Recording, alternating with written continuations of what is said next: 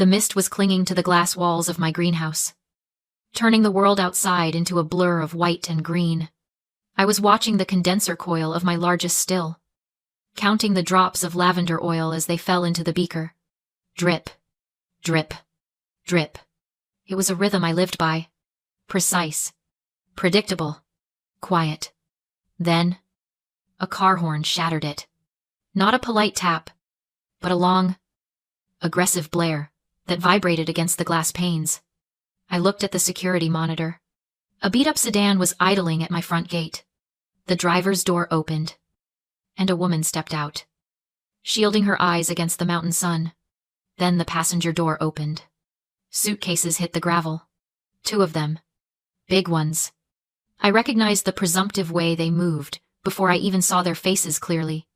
It was my mother, Catherine, and my sister, Kaya. I hadn't seen them in 13 years. And yet, there they were, unloading luggage onto my driveway as if they were checking into a hotel they owned. I didn't panic. I didn't rush. I simply reached out and lowered the flame on the burner. The distillation could wait. The invasion had begun. Before I tell you what happened when I opened that gate, drop a comment and let me know. What time is it where you are right now? And where are you watching from? I want to see how far this story travels. 13 years is a long time to let a wound heal. Or at least, to let it scar over. Seeing them standing there brought it all back. Not as a flood of emotion, but as a series of sharp, clear images. I wasn't always the woman in the glass house. At 16, I was just the girl in the garage. The weird dirt girl. That's what Kaya used to call me. She was the sun in our family's solar system, bright, loud, demanding gravity. I was the soil. Necessary. Trodden upon. Silent. While she was chasing trends and modeling for local catalogs, I was studying botany textbooks I'd checked out from the library. I spent my weekends mixing organic balms and salves in the corner of the garage my father, Douglas, had cleared out for me. Kaya called them my mud potions. She'd pinch her nose when she walked by, making a show of how much my work offended her delicate senses. My mother, Catherine. He would just laugh. Let her play in the dirt. She'd say, at least she's out of the way. The dynamic was simple. Kaya wanted, and I provided. If she needed money for a concert, my allowance was garnished. If she needed a ride, my schedule was cleared. I was the infrastructure that allowed her to shine. I accepted it because I thought that's what love was, service. I didn't realize I was just staff. One afternoon, I had a tray of expensive samples setting on the counter a calendula infusion I'd spent weeks perfecting. Kaya swept into the garage with her friends, looking for a place to set up her makeup station for a photo shoot. She took one look at my tray, wrinkled her nose, and swept the entire thing into the trash bin. Glass shattered. Weeks of work. Gone in a second. I needed the space. Natalie, she said, not even looking at me. Don't leave your stinky mess where people can see it. When I complained to Catherine, she sighed. It's just mud. Natalie, Kaya has a real career to think about. Stop being so selfish. Selfish. That word followed me like a shadow. But the breaking point, the moment the soil finally rejected the seed, happened a year later. We called it the laboratory fire, though that makes it sound grander than it was. I was at school. Kaya was home, bored, and decided the garage lighting was perfect for a selfie. She knocked over a Bunsen burner I had left cooling. It ignited a stack of dried herbs. The fire was small, contained, quickly, but the smoke damage was significant. When I got home, the narrative had already been written. Kaya was sobbing on the couch, wrapped in a blanket, coughing delicately. Catherine was pacing the kitchen, a look of pure fury on her face. You could have killed us all, she screamed the moment I walked in. Leaving your dangerous chemicals out like that. What is wrong with you? I tried to explain that the burner had been off, that someone must have knocked it over. But facts didn't matter. Kaya's tears were the only evidence Catherine needed. We have to pay for the cleaning, Catherine said, her voice cold. And since it was your mess, you're going to pay for it. She went into my room. She took the cash box from under my bed, $4,000 I had saved from summer jobs. Money meant for college. For escape. She took it all.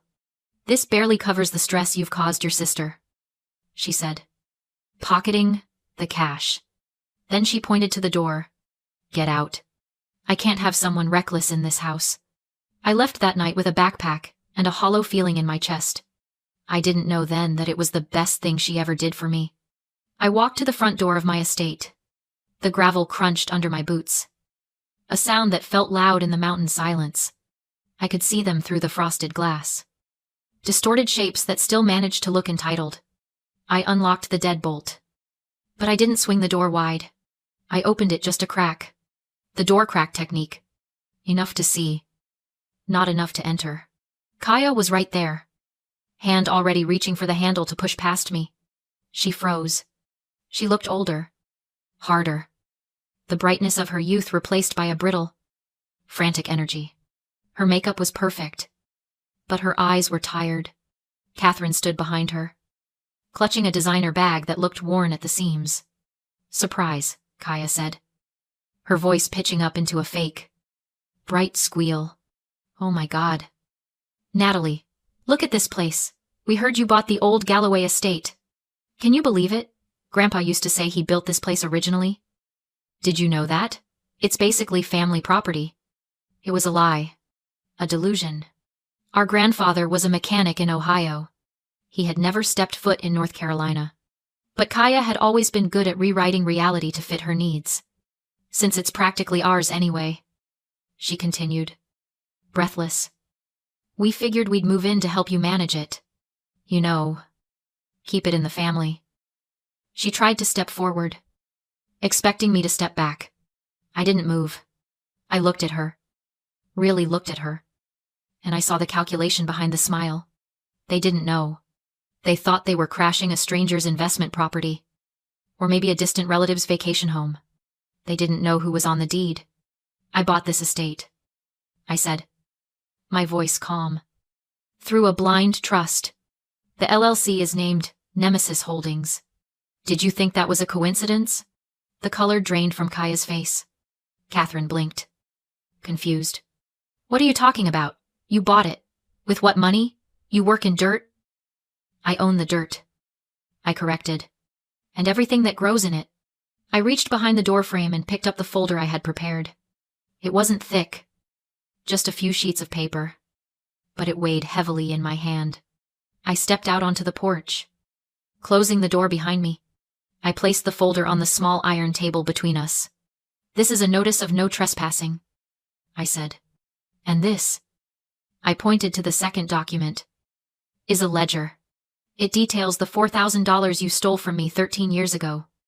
Adjusted for inflation and interest, that comes to $9,400. If you want to talk about family property, let's start with that. I closed the door. I locked the deadbolt. I didn't wait for their reaction. I didn't listen to the sputtering protests or the sudden pounding on the wood. I walked back down the hallway, my footsteps echoing on the hardwood. I went back to the greenhouse. Back to the lavender. Back to the work. People ask why I didn't feel guilty. Why I didn't open the door for my own mother. It's simple economics. We treat family like a bad stock we refuse to sell because we've invested so much time in it. We think about the years, the history, the shared blood. And we tell ourselves we can't walk away because we've already paid so much. But that's the sunk cost fallacy.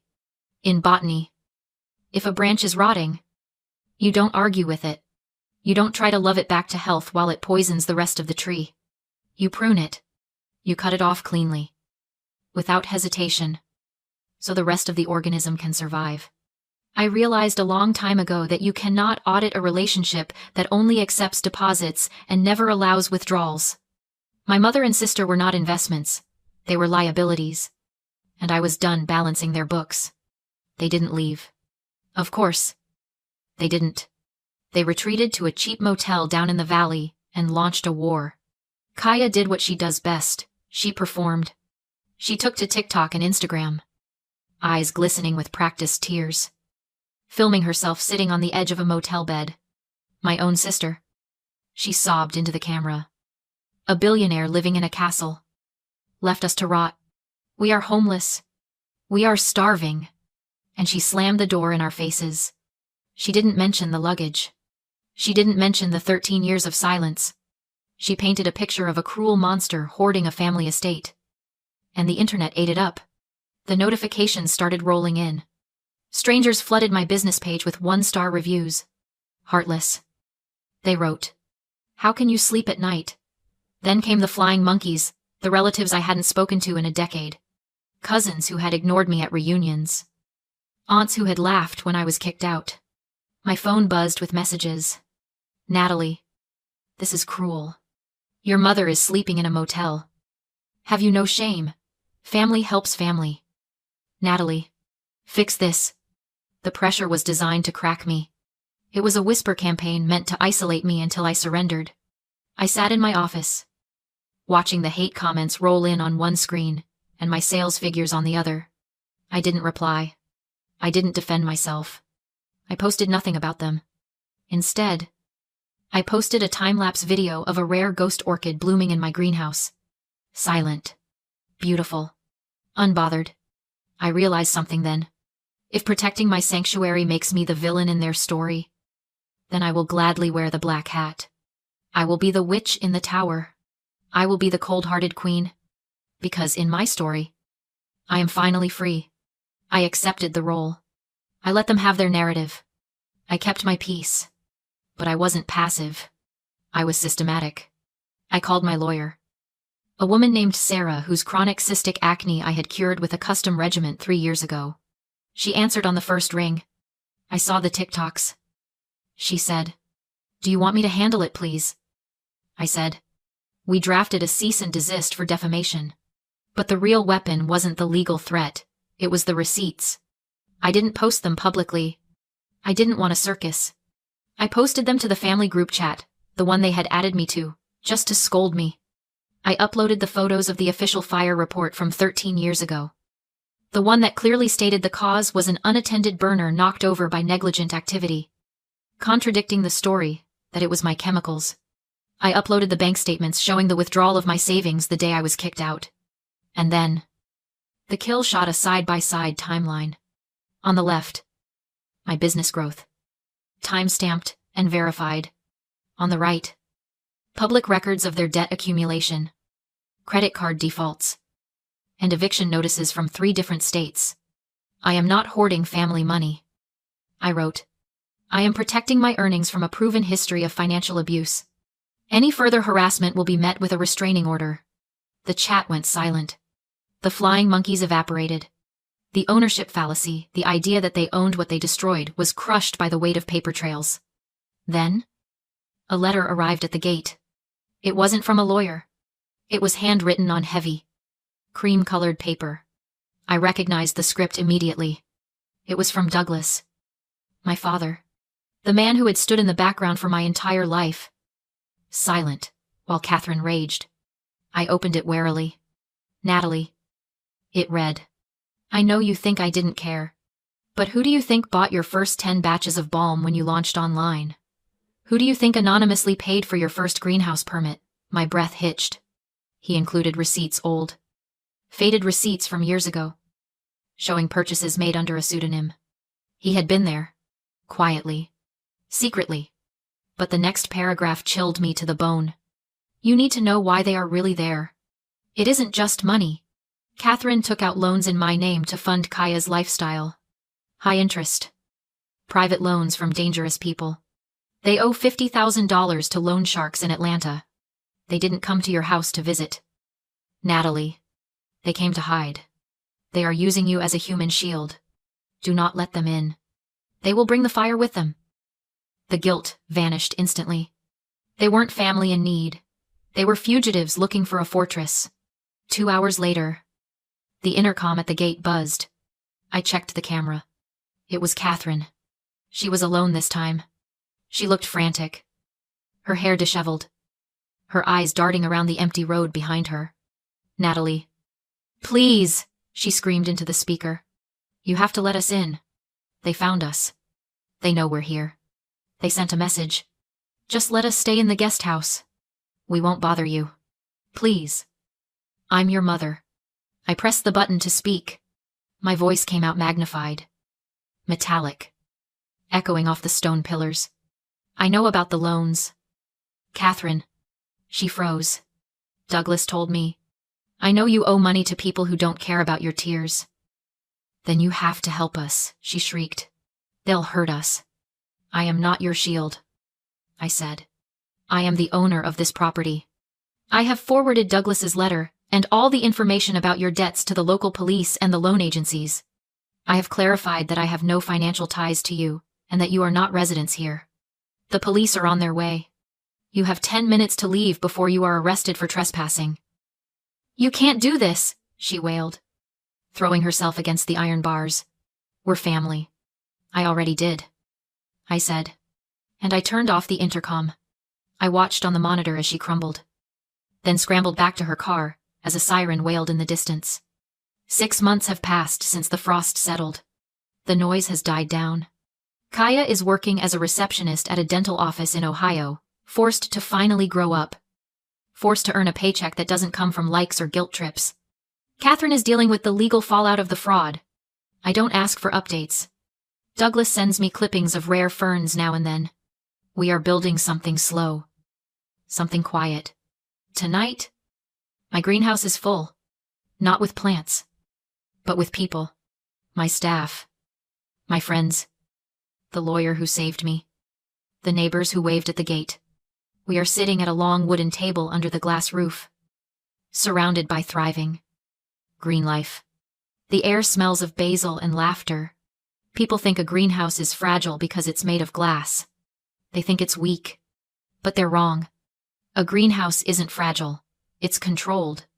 It lets in the light, the warmth, the energy, the things that help you grow. But it keeps out the frost. It keeps out the pests. It keeps out the poison. My life is a glass house now. It is transparent to those I love, showing them everything I am. But to those who bring blight, to those who bring fire, it is impenetrable. I pick up a small blue bottle from the table. It's the lavender oil I was distilling the day they arrived. Pure, clear, valuable.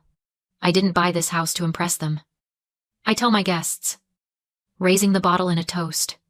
I bought it to ensure that the only things that grow here are the things I planted myself. If you've ever had to build your own glass house to protect your peace, share a seedling emoji in the comments. You aren't alone.